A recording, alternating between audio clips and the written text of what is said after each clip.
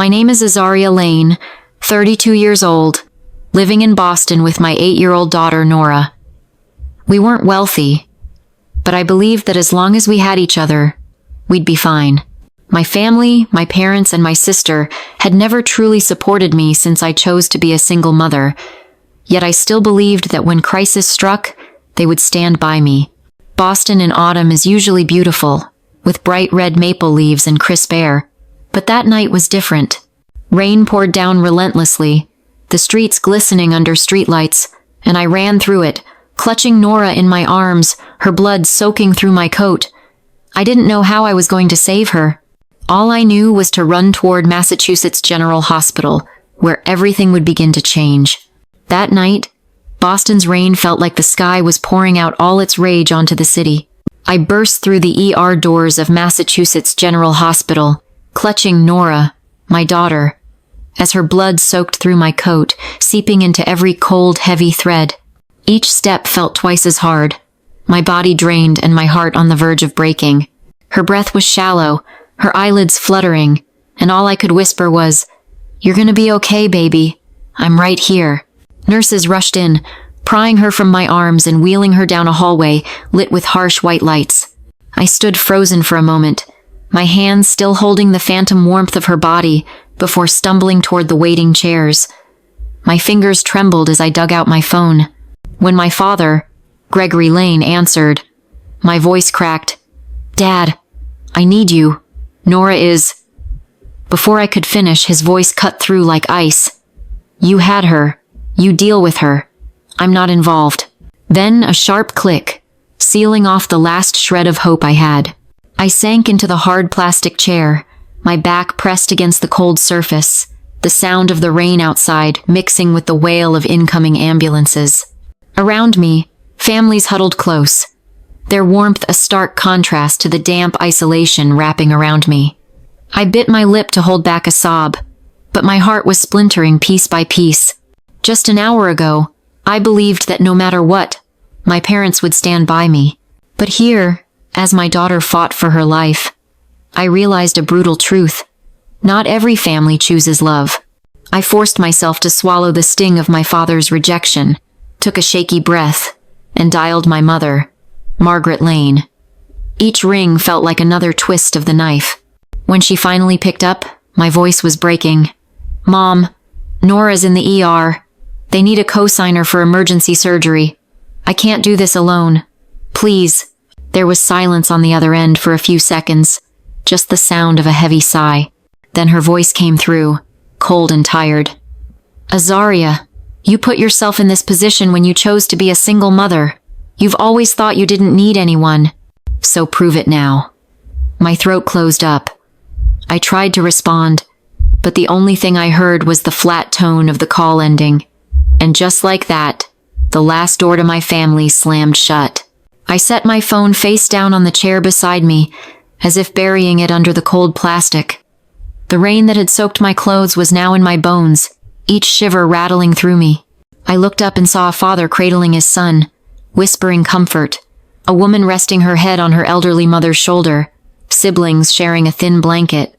The scene was both beautiful and cruel, beautiful because of the love they shared, cruel because I no longer had anyone like that. I bowed my head and muttered a faint plea, not even sure who I was speaking to. "Please, someone, help me." My words dissolved into the hum of fluorescent lights and the shuffle of shoes on the hospital floor. In that moment, I realized I'd been completely cut out from the circle called family, a circle I thought I belonged to my entire life. I sat there with my head down, fingers clenched around my soaked sleeve. I was too tired to cry, too numb to think. Then I felt it. Not a sound, but a presence. Someone had just sat beside me. No greeting, no polite small talk, just a strange, warm stillness in the middle of the ER's chaos. I didn't look up. I'd grown used to questions that led only to pity or a quick nod before people walked away. But this time felt different. He didn't ask, "Are you okay?" He didn't rush to offer empty reassurances. After a moment, I saw his hand extend toward me, holding a white handkerchief thick, neatly folded, edges crisp, like something from another time. I stared at it for a moment, afraid that if I took it, the tears would spill over. He didn't push. He just waited. Finally, with trembling fingers, I accepted it. The soft fabric brushed my skin, and my eyes burned. Not because anyone had fixed the problem, but because, for the first time tonight, I felt seen. I glanced sideways. A man in his early 50s, silver at the temples, wearing a dark wool coat and leather shoes polished just enough to suggest quiet wealth without any need to show it off. His gaze was fixed straight ahead, his voice low and steady. "You look like someone who's been carrying it all alone for far too long." I didn't answer. My voice would crack if I tried. He tilted his head slightly. "Your daughter. She's in surgery, isn't she?" I nodded. "The hospital said I needed a co-signer," I whispered hoarsely. "I called my father. He told me, 'You had her. You deal with her.'" He finally turned to look at me, and in his eyes, there wasn't pity. There was recognition. A nurse approached, holding a clipboard, her tone urgent but polite. "Miss Lane, we need a co-signer before we can proceed with your daughter's surgery. Your insurance has been declined." My stomach twisted. I had already called everyone I could. Every answer had been a silent no. I nodded faintly, trying to keep my voice steady. I'll figure something out." She gave me a small window of time before walking away, leaving a space that seemed to suck all the air out of the room. Before I could think further, the man beside me rose to his feet. "I'll take care of it," he said, his voice deep and steady. My head snapped up. "No, you can't. You don't even know who I am." He met my eyes calmly. "That's not true. I know exactly who you are. You're a mother doing everything in her power to save her child. I don't need to know anything else." My throat tightened, torn between wanting to say yes and clinging to my pride. I shook my head. "I don't take charity." He gave a faint, unoffended smile. "This isn't charity, it's perspective. When my daughter was dying, I would have given anything for someone to step forward and say, 'Let me stand with you.'" Those words fell like rain on the storm inside my chest. I clutched the handkerchief he'd given me earlier, now damp with tears and sweat. I wanted to refuse, but I knew if I let pride get in the way, and Nora didn't make it, I'd never forgive myself. He placed an embossed card in my hand. "My assistant is at the front desk. You can sign the follow-up paperwork later, or not at all. But tonight, your daughter will get her surgery." I signed what I could with trembling hands, the ink smudging under sweat and tears. Nora was wheeled into surgery, the doors closing behind her, leaving me in a space that felt both empty and unbearably heavy. I sank into an old plastic chair, exhaustion seeping into every limb. Having someone finally stand beside me should have felt like relief, but instead it stripped me bare, as if accepting help had peeled away the last layer of armor I'd been using to shield myself from my family's judgment. My phone buzzed in my palm. A voicemail from my mother. I hesitated before pressing play. Her voice was sharp, each word like a blade. "So now you're begging strangers for help? Pathetic.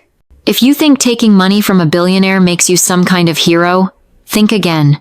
You're a disgrace to this family. If you go through with this, don't bother coming back." Before I could react, another message came in, this time from my father. "You had the kid. You raise her. Don't expect us to clean up when he dumps you.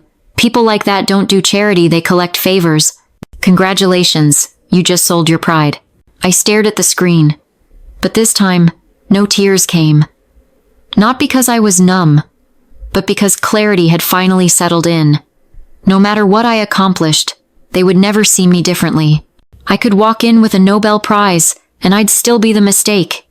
And in that moment, I knew I no longer needed their approval. I was still sitting there, the cold white light from above pooling over me, my phone lying face down in my lap. I heard slow, steady footsteps, and when I looked up, Daniel Sterling was standing there, not loud, not overly warm, just setting down 2 paper cups of vending machine coffee in front of me. "You should drink something," he said calmly. I meant to refuse, but instead I asked, "Why are you still here?" Daniel studied me for a long moment before answering, because I remember what it feels like to sit in that chair and think no one will come. I stayed quiet. No one had ever said anything like that to me. He didn't pry into the bruises I kept hidden, didn't ask about the messages I'd received. He just sat there, like an anchor in the middle of my storm. When I showed him the texts from my mother and father, I saw his expression darken slightly, his jaw tighten. "They're not just trying to humiliate you," he said evenly. "They want to take Nora because they believe you won't fight back." I drew in a deep breath, my fingers tightening around the handkerchief he'd given me. I don't have a lawyer. I don't have money. They'll twist everything against me." Daniel didn't respond right away. He reached into his coat pocket and pulled out a neatly folded slip of paper, placing it in my hand. "Call this number. First thing tomorrow. Her name is Veronica Chu, one of the best custody attorneys in Massachusetts. Tell her I sent you." I stared at the paper like it was a lifeline. "Why are you helping me?" His gaze softened as he glanced toward the operating room. "Because once, someone I loved needed a miracle, and no one came. You remind me of her. The fight in your eyes. The way you protect your child. And for the first time in years, I didn't feel just fear inside me. I felt fire." 3 days later, I stood outside the Boston family court, the cold wind off the Charles River cutting across my face, though I barely felt it. In my hands was a neatly organized folder prepared by Veronica Chu, the attorney Daniel had connected me with. Beside me, she stood like a wall of steel in a navy suit, her sharp eyes scanning every detail. Daniel wasn't with me. He'd only said, "This is your moment." When I stepped into the courtroom, I saw them my father Gregory, arms crossed and jaw locked. My mother, Margaret, her face tight, hair pulled into a precise bun. And my sister, Vicky, clutching a file so hard her knuckles were white. None of them looked at me. None of them smiled. They weren't here to reconcile, they were here to erase me from my daughter's life. The hearing began with their lawyer painting a cold portrait. Azaria Lane, emotionally unstable, dependent on strangers, with a history of poor decision-making. They presented a temporary guardianship form I had signed during a hospitalization for exhaustion, using it as proof that I had abandoned Nora. Each word cut like a blade, but I stayed silent, my fingers gripping the edge of the table. I glanced at Veronica. She rose calmly, submitting a stack of evidence, pay stubs, bank statements, and a notarized letter from the hospital confirming I had never once abandoned my daughter. Then she nodded at me. My heart pounded as I stood. "I'd like to play a recording." The courtroom filled with my mother's voice. "You had her, you deal with her." Then Vicky's. "Mom says she's calling CPS. This is your last warning." I watched their faces change pale, cracking like glass under heat. The courtroom was silent after the recording ended. I could hear the clerk's pen scratching across paper. Vicky lowered her head, and my mother sat rigid, her lips pressed tight as if holding back rage. My father still had his arms crossed, but for the first time since the hearing began, his gaze faltered. Veronica stepped forward, her voice calm, but cutting. "These are not the words of a family concerned for a child. These are threats meant to coerce and control." She placed another stack of documents on the judge's bench. Photographs of me rushing Nora into the hospital, medical records from that night, and a string of unanswered messages I had sent to my family begging for help. The judge flipped through each page, glancing up at me now and then. "Miss Lane, do you have anything to add?" I took a deep breath and stood tall. "I've made mistakes. I've been exhausted, broke, terrified. But not once. Not when she was in surgery. Not when she was sick. And certainly not here have I abandoned my daughter. And I never will." The air seemed to freeze. My mother shot to her feet, her voice sharp. "You're selfish and ungrateful." Bang! The judge's gavel cut her off. Order in the court. I sat back down, my hands still trembling slightly but my eyes steady. In that moment, I knew the tide had turned. An hour later, I walked out of the courtroom, the judge's words still echoing in my head. "Custody remains with the mother. All allegations are dismissed. Court recommends no further contact until reviewed." I stood in the hallway, my breathing slow and steady. It didn't feel like a triumphant victory. It felt like I had finally stepped onto solid ground after years of treading water in a storm. Veronica handed me the folder and said softly, "You didn't just survive. You won." I smiled, but my eyes burned. When I stepped down the courthouse steps, I saw him, Daniel Sterling, standing a few yards away. No suit, no entourage. Just a man standing still in the middle of the busy crowd. I walked toward him. "Nora's safe," I said. He gave a small nod. "And so are you." We didn't need many words. There were no cameras, no applause, just a quiet moment between two people who knew what it meant to sit in the dark and hope someone would see them. As I turned away, the cold Boston wind brushed my face, but this time I didn't shiver. I tightened my grip on the folder in my hands, knowing I had protected what mattered most. And deep down, I understood. This wasn't just winning a case. It was the first step into a life where I no longer lived in fear, but with the certainty that I could stand my ground, for both me and Nora. That evening, Nora and I returned to our new apartment in Boston's South End. It wasn't fancy, just a second-floor walk-up with worn hardwood floors, a heater that rattled every time it kicked on, and small windows looking out over a brick-paved street. But when I opened the door, Nora squeezed my hand tighter, her wide eyes taking in what felt like a safe world. We set our bags down. Nora ran around, touching every chair, every corner of the walls, as if greeting a new friend. I watched her, feeling something I hadn't dared to in a long time: peace. No more ringing phones, no more threatening messages, just my daughter's giggles and the soft wind outside the window. I walked over to the little kitchen shelf, pulling from my coat pocket the handkerchief Daniel had given me that night. It had grown softer, a bit wrinkled, and still carried that faint scent of cedarwood. I set it beside a chipped ceramic mug and Nora's box of crayons. No frame, no label, it was a keepsake. A quiet reminder that in my darkest moment, someone had sat beside me. That night, after Nora fell asleep curled around her stuffed giraffe, I cleaned out the old drawer, gathering unopened letters, unpaid bills, and documents that once filled me with dread, stuffing them into a large paper bag. Tomorrow, I'd throw them away. I was ready to let go of the ghosts and build a life my daughter could call safe without hesitation. The next morning, as I was making coffee, my phone buzzed with an email from Daniel's assistant. The message was short. The Boston Community Center is hosting a gathering of advocates and donors for the Women and Children's Protection Fund. Mr. Sterling would like to invite you as a guest and speaker. I stared at those words for a long time. Me, a speaker? 2 weeks later, I stood in a modest auditorium, rows of folding chairs neatly arranged, the faint scent of fresh coffee in the air. Pinned to my chest was a badge that read, Azaria Lane, single mother, survivor, advocate. My palms were damp, but when I saw Nora in the front row, wearing the colorful beaded bracelet she'd made herself with the word hero, I knew I had to step forward. When the microphone touched my hand, I took a deep breath. I was abandoned in a hospital while my daughter fought for her life. The people who were supposed to love me chose shame over support. But a stranger, someone who owed me nothing, chose to sit beside me. He didn't save me. He reminded me I was worth saving. I looked out and saw eyes glistening, slow nods rippling through the crowd. We don't always get to choose the family we're born into, but we do get to choose what kind of ancestors we become. For my daughter, I chose better. And for myself, I finally did too. The applause that followed wasn't explosive, it was steady, warm. As I stepped down, Nora ran into my arms.